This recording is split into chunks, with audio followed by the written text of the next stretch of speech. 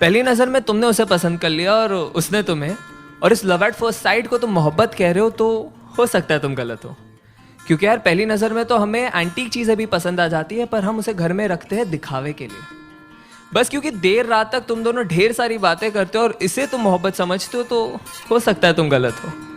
क्योंकि यार अकेलेपन के मारे तो दो अनजान मुसाफिर भी एक दूसरे से बात कर ही लेते हैं।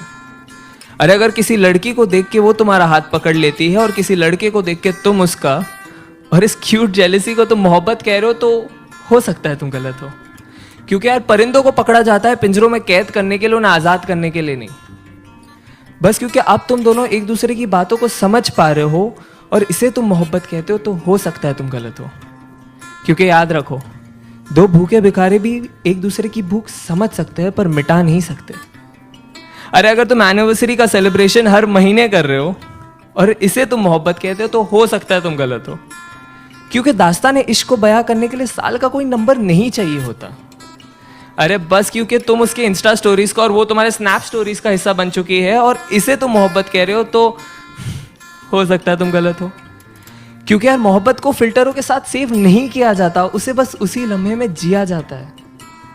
हाँ लेकिन अगर जिस्मों में उलझने से पहले तुम उसकी जुल्फों में उलझना चाहते हो, अगर वो बेखौफ अपना बचपना तुम्हारे सामने जाया कर देती है, अगर उसके कपड़ों के बेपर्दा होने से पहले तुम अपने सारे राज उसके सामने खोल दिए और उसने भी अपने सारे डर का जिक्र तुम्हारे सामने कर दिया है, अगर उसका हर आंसू तुम्हारे ही कमीज पे बहता हो और तुम्हारे मुस्कान की वजह उसकी नादानियाँ ही हो, तो शायद नहीं यार यही प्यार है। और अगर ये प्यार तुम्हें मिल गया है तो इसे पकड़ लो, जकड़ लो, गले लगा लो और जहां मौका मिले बस इसे कहते रहो कि तुम इससे कितना प्यार करते हो।